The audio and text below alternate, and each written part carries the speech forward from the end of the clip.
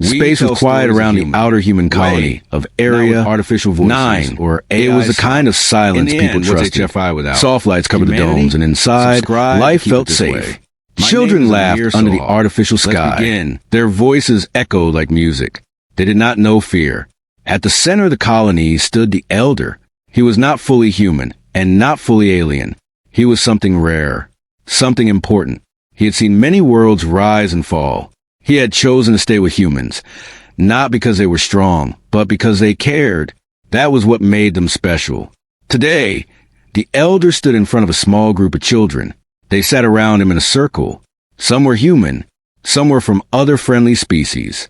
All of them listened closely. Strength is not in your hands, the Elder said in a calm voice. It is in your choices. A small boy raised his hand. Even if someone attacks us? The Elder smiled gently. Yes, even then. The children did not fully understand, but they trusted him. Above them, the artificial skies slowly turned orange, copying a sunset from Earth. It was peaceful, too peaceful. Far away, beyond the edge of the system, something moved. No alarms rang. No warnings came. Dark ships slipped out of empty space like shadows. They did not send signals. They did not ask questions. They did not wait. They came to destroy. Back in the colony, a young technician suddenly looked up from his console. Something felt wrong. His screen flickered. Signal loss, he whispered. Before he could react, the first strike hit. A silent beam cut through one of the outer domes. There was no explosion. Just a clean, deadly line. Air rushed out. Lights died. Then came the second strike. And the third. Now alarm screamed. The peaceful colony turned into chaos in seconds. People ran in every direction. Doors slammed shut. Emergency systems activated. But it was too fast. Too sudden. They're attacking, someone shouted. But who? Another voice cried. No one had an answer. At the center, the children froze. Fear spread across their faces. The ground shook lightly. The Elder stood up. He looked up as if he could see through the sky. And maybe he could. They have come, he said quietly. One girl grabbed his hand. What do we do? The Elder did not answer right away. He looked around at the children. So young, so full of life. Then another strike hit, closer this time. The building shook hard. Some lights went out. The Elder made his choice. Stay close to me, he said. Outside, fire started to rise. Smoke filled the air. People screamed for help. Emergency teams tried to respond, but they were already losing control. In orbit, defense systems tried to activate. They failed. The enemy ships were too advanced, too prepared. They moved like hunters. Every defense point was destroyed before it could fire. Back inside, the Elder guided the children through a hallway. He moved quickly but calmly. We need to reach the lower shelters, he said. Will we be safe there? A boy asked, his voice shaking. The Elder paused for a moment. I will do everything I can, he replied. They turned a corner and stopped. The hallway ahead was gone. A direct strike had cut through it. Fire blocked the path. The children stepped back in fear. The Elder closed his eyes for a second. Then he looked another way. This way, he said. They moved again. But the attacks kept coming. It was not random. It was planned, precise, targeted. The enemy knew exactly where to hit. Back in the control center, the colony leader tried to send a message. All systems failing. We need help, he shouted. But communication arrays were being destroyed one by one. Send a distress call to human command, someone yelled. We're trying. The signal flickered, then died. No, come on, the operator said, hitting the console. For a moment, it seemed like no message would escape. Then a weak channel opened. Just one. Send it now, the leader ordered. The operator typed fast. Hands shaking. This is Erya-9. We are under attack. Unknown enemy. Heavy losses. Explosions shook the room. They are targeting civilians. A blast hit nearby. Sparks flew. Children are in danger. The signal started to break. Please send help. Then everything went dark. The message was gone. Or so they thought. Back in the corridors, the elder and the children reached a small chamber. It was not a full shelter, but it was strong. "For now, we stay here," the elder said. The children huddled together. One of them started crying. "I want my mom." Another joined. Fear spread fast. The elder knelt down. His voice stayed calm. "Listen to me," he said softly. "You are not alone." Outside, heavy footsteps echoed. Not human, not friendly. The elder's expression changed. He knew that sound. The door shook. Something was trying to open it. The children gasped. "Stay behind me," the elder said. The door cracked, then broke. Through the smoke, tall figures entered. Cold, silent, armed. Their armor was dark, their faces hidden. They did not speak. They did not hesitate. One of them raised a weapon. The elder stepped forward. "Stop," he said. The figure paused for just a second. The elder looked directly at them. "These are children." No response. "They're not your enemy." Still silence. For a moment, time felt frozen. Then the weapon fired. A bright flash filled the room. The children screamed. The elder did not move back. He stood between them and death. Again, the weapon fired. And again, the room filled with light and sound. When it ended, the elder fell. The children cried out, "No!" The attackers turned their weapons again. No mercy, no emotion, just orders. The chamber went silent, completely silent. Minutes later, the attackers left. They had done their job. They had erased the future of that colony. Hours passed. Fires burned low. Smoke covered the sky. The once peaceful Erya-9 was now a graveyard. But far away, a signal appeared. Weak, broken, but still alive. In a distant human outpost, a communications officer noticed it. "Sir, I'm picking up something." "What is it?" "I don't know, it's very weak." "Play it." Static filled the room. Then a voice. "Erya-9 under attack." The room went quiet. "Children danger." More static.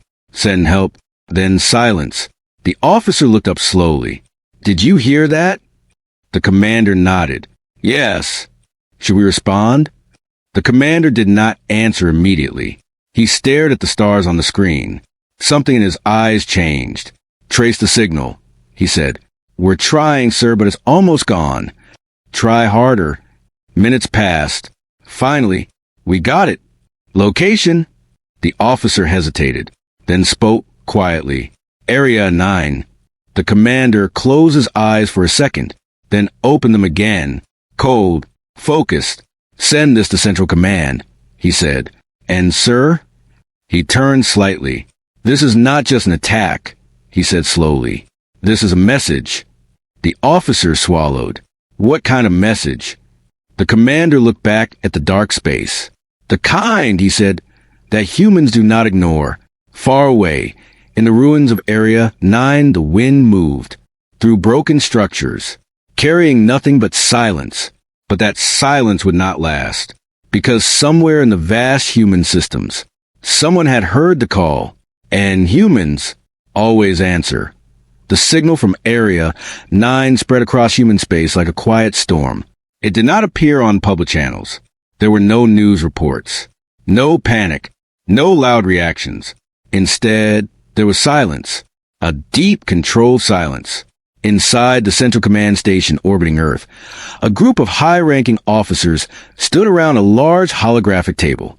The image of Erya-9 rotated slowly above it, dark, damaged, almost lifeless. No one spoke for a long time. The broken message played again. "Children danger, send help." Static followed. Then nothing. Admiral Kale stood at the head of the table. His face showed no anger, no fear, just focus. "Confirm casualties," he said. A data officer responded quietly. "Colony is nearly gone, sir. Civilian losses extremely high." A pause. "Children confirmed among the dead." No one moved. The room felt colder. "And the elder?" Kale asked. Another officer looked down at his screen. "No life signs detected. We believe he is gone." For a moment, the admiral closed his eyes. Just for a second. Then he opened them again. Identify the attackers. A new image appeared above the table. Dark ships, sharp designs, cold structure, unknown species at first. The officer said, but we ran deep scans. Another image replaced the first. A name appeared. The Varnak. A low murmur moved through the room. They've been watching us for years, one officer said. Not watching, another corrected. Studying. Admiral Kale remained still. Why attack now? Someone asked. The answer came from the intelligence chief. They believe humans are a risk. A risk? One officer repeated. Yes, the chief continued. We build alliances. We protect weaker species. We create balance. He paused. They don't believe in balance. Another officer added. The elder was a symbol, a bridge between species. Kale nodded slowly. So they removed him. And the children? A younger officer asked, unable to stay silent. The room turned toward him. Why kill children? The intelligence chief looked at him directly. To send a message, he said. What message? A quiet voice answered from the side. That no future should exist. Silence returned. Heavy, uncomfortable, but controlled. Admiral Kale placed both hands on the table. Then we understand their position, he said. And now they will understand ours. Far away, in a hidden military dock, something began to move. No public announcement was made. No warnings were sent. But deep inside restricted zones, human fleets were being prepared. Massive ships powered up one by one. Engines hummed softly. Weapon systems activated silently. Soldiers moved through corridors with calm steps. No shouting. No panic. They knew this was not a normal mission. On one of the largest ships, the HSS Resolute, Captain Mira Vance walked onto command bridge. Status? She asked. All systems ready. Her officer replied. Awaiting orders. Mira looked at the main screen. Erya-9 appeared again. Burned. Broken. Gone. She had visited that colony once. She remembered the children. She remembered the elder. Her jaw tightened slightly, but her voice stayed calm. Any civilian evacuations in nearby systems? Yes, Captain. Quietly in progress. Good. She turned. We don't want more targets. Back at Central Command, the final meeting continued. We have 3 options, one officer said. State them, Kale replied. First, we do nothing. We strengthen defenses. No, Kale said immediately. Second, we send a warning. No. Third, the officer hesitated. We strike back. The room stayed still. Not randomly, the officer added. Not emotionally. Strategically. Kale nodded slightly. Continue. We target their military. Only their military. We show them that we are not weak, but we are not like them. A quiet agreement spread across the room. But we must act fast, another officer said. If we wait, they may strike again. Kale looked around the table. Each face was serious, focused, ready. This is not revenge, he said slowly. This is a decision. He paused. They cross a line. Another pause. The only line we never allow. No one asked what that line was. They already knew. Children, deep in space, near the outer edge of Varnak territory, a small human probe drifted silently. It had been there for years. Watching, learning, waiting. Now it activated. Data streamed back to human command. Fleet positions, defense layouts, weak points, everything. Back on Earth, Kale received a report. Perfect, he said quietly. Send it to all strike groups. Hours later, the first human fleet moved. No lights, no signals, just motion, like shadows in space. Captain Mira stood on the bridge as stars stretched around them. Jump in 10 seconds, her officer said. Coordinates locked. Mira nodded. Execute. The ship vanished. Inside Varnak space, everything seemed normal. Their colonies functioned as usual. Their military stations operated with strict control. They believed they had already won. After all, no response had come. No message. No retaliation. Only silence. To them, that silence meant fear. But they were wrong. On a distant Varnak outpost, a guard looked out into space. Nothing unusual. Just darkness. Then, a flicker. He frowned. What was that? Another guard turned. What? Before he could answer, everything went black. No explosion. No warning. Just gone. The station lost power instantly. Systems failed. Communications cut. Inside, panic began. What's happening? No signal. Main reactor is down. How? No answers came. Because outside, a single human ship floated quietly, watching, waiting. Then it moved on. Back on the Resolute, Mira received the report. First target disabled. She nodded once. No civilian damage? Confirmed. Only military. Good. She looked forward again. This is just the beginning. Across Varnak territory, small failures began to appear. Outposts went silent. Ships disappeared. Sensors stopped working. At first, they thought it was a system error. Then they realized it was happening everywhere. In the Varnak command center, alarms finally rang. Report, the commander demanded. We are losing outer stations. How many? 5, no 8, now 12. How is this possible? No enemy detected. The commander slammed his hand down. Find them. But it was already too late. Because humans were not attacking loudly. They were not showing power. They were showing control. Back in human space, Admiral Kale stood alone, watching the updates. Each report came in quietly. Each success confirmed. No celebration. No smiles. Just progress. An officer approached him. Sir, Phase 1 is complete. Kale nodded. And their response? Confusion. Panic. Kale looked at the stars. Good. The officer hesitated. Sir, what happens next? Kale's answer was simple. We continue. Far away, in the darkness of space, the human fleets moved deeper, closer to the Varnak homeworld, closer to the heart. And this time, the enemy would see them, because the message was about to change, from silence to fear. Space was quiet again, but this time, it was a calm before the storm. The Varnak believed they had destroyed the humans of Erya-9 and sent a message to all neighboring colonies. Humans were weak, predictable, afraid. They were wrong. Far beyond the edge of their territory, the human fleet waited. Massive ships drifted silently through the darkness, engines powered down, shield hidden, weapons unarmed, but ready. They looked like harmless shadows. Perfect shadows. Captain Mira Van stood on the bridge of the HSS Resolute, staring at the holographic map of the Varnak colonies. One by one, she traced the locations of their military stations. None were defended the way humans expected. None. They won't see this coming, she said softly, her hands resting on the console. Her crew nodded silently. No one spoke out of fear or respect. Fear and respect were both correct emotions here. Phase 2, she asked. Her tactical officer, Lieutenant Harrow, tapped a few keys. All strike coordinates are locked. We're ready to engage.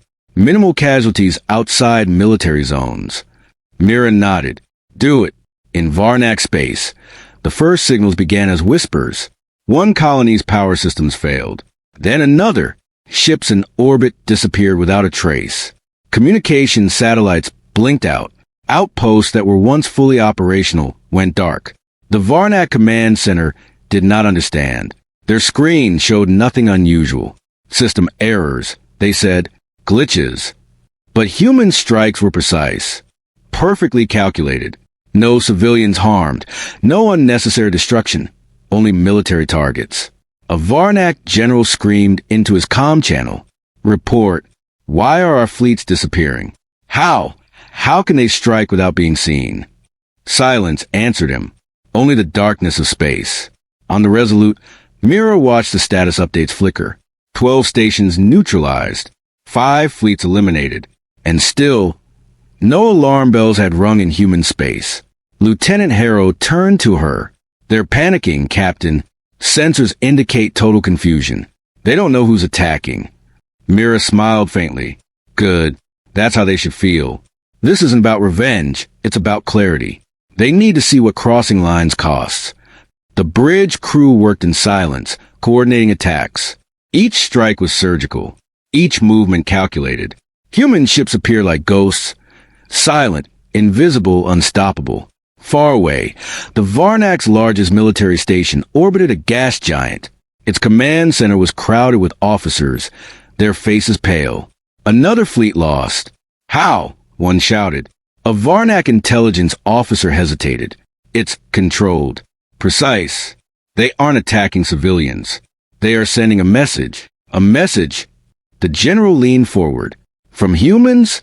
They are weak. They were destroyed at Erya-9. How can a message be coming from ghosts? The intelligence officer swallowed. Search them. The humans. They never stopped. They were waiting, watching. The room went silent. On board the Resolute, Mira opened a channel to fleet. Prepare for jump to the central sector. Once we are there, we strike their main command hub. Only military. Only those responsible for Erya-9. The fleet responded in perfect unison. Every captain understood. No words were wasted. No hesitation allowed. Jump in 5, 4, 3, 2. Space rippled as the ships vanished. They reappeared at the edge of Varnak territory like falling shadows, sudden and unexpected. Inside the Varnak command hub, alarms finally rang. Screens flashed red. Hundreds of sensors went offline simultaneously. Officers ran across the floor. Panic spread like fire. Impossible, shouted one. They shouldn't be here. They are, said another, voice shaking. And they are everywhere. Every fleet. Every station. All gone. All at once. The Varnak leader, a tall, imposing figure with silver armor, slammed his fists on the console. This cannot be. A junior officer spoke up, trembling. Sir, we underestimated them. They are precise, calculated, controlled. They are not angry. They are focused. The leader froze, realization dawning. They are not human in the way we imagined. They are something else. Back on the Resolute, Mira gave the order. Initiate Phase 3. Strike at the command hub directly. Keep civilians untouched. Show them what humans can do when lines are crossed. The fleet moved in silence. Torpedoes, energy disruptors, and precision drones were deployed simultaneously. Within minutes, the Varnak command hub was paralyzed. Military communications stopped. Navigation systems flickered and died. The Varnak general screamed into the darkened channels. Call for reinforcements. Now! There was no response. Every message was blocked. Every attempt traced and intercepted. Humans were ghosts. Humans were unstoppable. In orbit above the Varnak homeworld, Mira allowed herself a brief moment of reflection. The fleet had done exactly what was intended. No unnecessary deaths. No destruction outside the responsible zones. Every strike sent a clear message. Humans would not be ignored. Lieutenant Harrow leaned toward her. Sir, they don't understand yet. Myra's eyes narrowed. They will, and when they do, her voice dropped. They will fear not our anger, but our patience. On the Varnak homeworld, panic erupted. Military officers ran across massive halls, yelling for reports. Civilians looked on in fear. Confusion dominated every level of command. The Varnak leader activated an emergency broadcast. Humans, we demand you cease immediately. Leave our systems. There was no reply. Instead, a human transmission appeared on all Varnak channels. The voice was calm, cold, and clear. We know what you did at Erya-9. We know the lives you took. We are sending a message. This is not war. This is clarity. You targeted children. You targeted the elder. You left a colony in flames. Now, you face the consequence of crossing the line you cannot cross. Silence followed. Only the Varnak's own fear. In the dark of space, human ships began moving systematically. They did not chase. They did not rush. They were methodical. Every strike calculated. Every movement precise. For the first time, the Varnak realized the humans were not reacting emotionally. There was no blind rage. There was no desperation. There was control, and control was terrifying. Aboard the Resolute, Mira looked at the holographic image of the Varnak territories. Every strike had been logged. Every fleet movement had been anticipated. Every colony carefully avoided. She tapped the table. Phase 3 complete. Damage limited to military units. Message delivered. Harrow hesitated. And the next phase, Captain? Mira smiled faintly. Phase 4 is the heart. Back on the Varnak command hub, fear became panic. Reports streamed in. Fleets missing. Outposts destroyed. Communication hubs paralyzed. They no longer doubted human capability. A Varnak officer whispered to his neighbor. We underestimated them completely. The neighbor shook his head. It's not just power, it's discipline. They are not like us. The leader stood silent, staring at the failing screens. His mind raced. How can they strike so precisely? How can they avoid harming civilians? How do they know exactly who to hit? The answer was simple. Humans had always known. Humans had always watched. Humans had always remembered. And now, the Varnak were learning the cost of their actions. In human space, Admiral Kale watched updates roll in. The fleet had done exactly as intended. No emotion, no revenge beyond the plan. Just precision, patience, and control. He turned to his officer. The message is clear. They will understand soon enough. And when they do, he paused. They will never attack humans again without thinking of the consequences. Back among the ruins of Erya-9, a small group of surviving humans watched the distant stars. The smoke still rose from the broken colony. Children lost. The elder gone. Pain and grief heavy on their hearts. But somewhere, far away, the first signs of justice had begun. The attackers felt what it meant to face humans who would not forget. And humanity always answers the call. The Varnak homeworld glowed under twin suns, unaware that their entire military network had already begun to crumble. Silence filled the command centers where once there had been chaos. Systems were down. Fleets had vanished. Communications blocked. And still, no human ship had fired a single shot beyond what was necessary. From orbit, the human fleet appeared as shadows against the bright world below. The HSS Resolute led the formation, quiet, calm, deadly precise. Captain Mira Van stood on the bridge, her face pale in the soft light of the holographic displays. Every report told her the same story. Varnak fear had become total confusion. They had no way to anticipate the next move. Lieutenant Harrow approached cautiously. Captain, they're trying to contact us. A transmission is coming from the Varnak High Command. Myra's eyes narrowed. Open it. Let's hear what they have to say.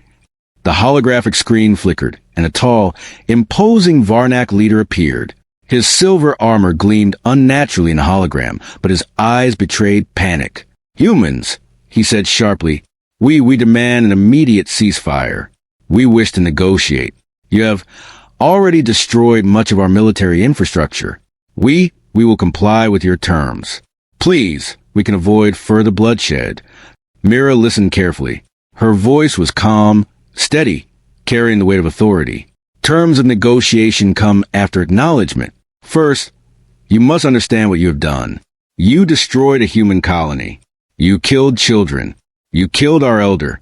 You tried to erase us. That is your crime. The Varnak leader's posture stiffened. We did what was necessary to protect our systems. The colony was weak. The elder, he was not human. Children, irrelevant. They were collateral. Mira interrupted sharply. Collateral? Children? Innocents? You call that collateral? The Varnak commander hesitated. He searched for words but could find none. For the first time, fear replaced arrogance. Lieutenant Harrow leaned in. Captain, they don't understand the consequences. They think this is about power, but it's about justice. Mira nodded. Exactly. And humans deliver justice in ways that are precise, fair, and unforgettable. On board the Resolute, the fleet moved into formation above the Varnak capital.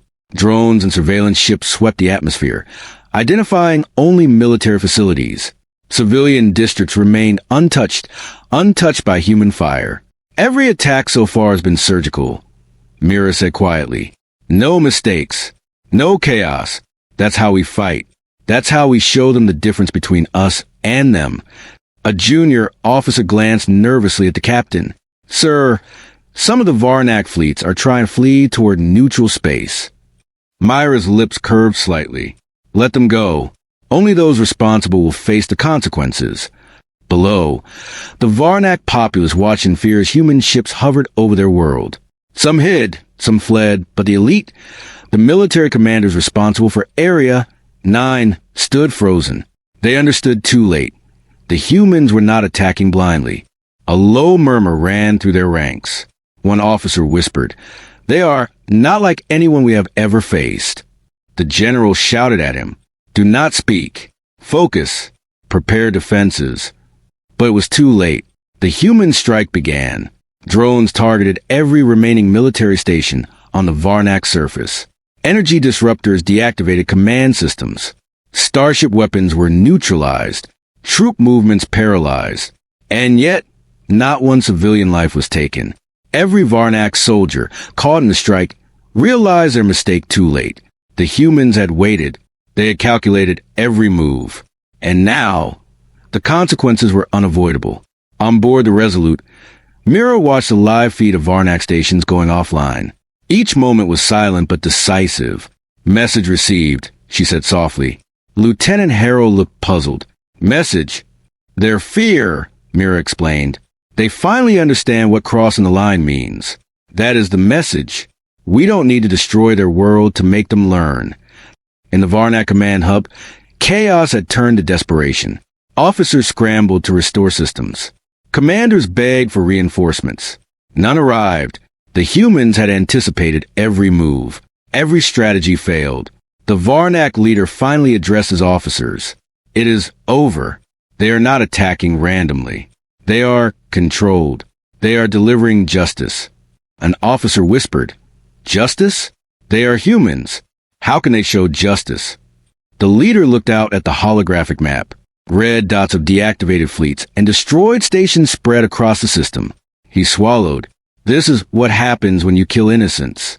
This is what we created. The humans paused. They had achieved the goal. Control, justice, clarity. Not chaos. Not revenge. Admiral Kale, observing from human space, spoke to his officers. The message has been delivered. We do not destroy worlds. We do not take innocence. But those who cross lines no one can cross, will be held accountable. Harold nodded. Sir, the Varnak will remember this forever. Kale's face hardened. They will, and that is all that matters. Back on Erya-9, among the few survivors hidden on nearby moons, whispers traveled. Children who had escaped, families who had survived, their hearts lifted not by vengeance, but by the precision of human justice. They will remember. One survivor said quietly, "They cannot ignore us again." Another added, "And they will never forget the elder." The memory of the elder and the children who had been lost fueled something greater than anger. It fueled a lesson. In orbit above the Varnak homeworld, Mira initiated the final broadcast. Her calm voice filled the Varnak channels. This is the message. Humans do not act without reason. We do not destroy without cause. You killed innocents. You killed the elder. That line was never to be crossed. Today, you learn what it costs. You may rebuild. You may survive. But never forget, humanity watches. Humanity remembers. And humanity always answers. The transmission ended. Silence fell. For the Varnak, the lesson sank deep. Fear, respect, and realization replaced arrogance and hatred. They had underestimated humans. They had attacked children, thinking it irrelevant. They had killed the elder, believing humans weak. Now, all of that had been answered, and answered with precision. In the quiet of space, the human fleet withdrew. Ships slipped away as silently as they had arrived. No fanfare, no celebration, only a quiet determination. On the Resolute, Mira allowed herself a breath. "It's done," she said. Harold nodded. "It is done. And they will never forget." Mira looked out at the stars. "Good. Let's go home."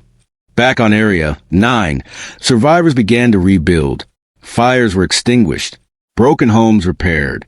The memory of the elder and the children lost became the foundation for a stronger community. The lesson was harsh, one survivor whispered to a child, but it will guide us. Humanity does not forget, and it does not forgive easily. And in the darkness of space, somewhere far away, the Varnak learned a truth they would carry forever. When humans answer, the cause is precise, just, and unforgettable. The stars above Erya-9 shone quietly again, and humanity, watching from the void, waited, always ready. That's it for today's video.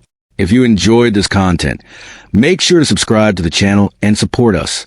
It really helps us grow and bring more videos like this.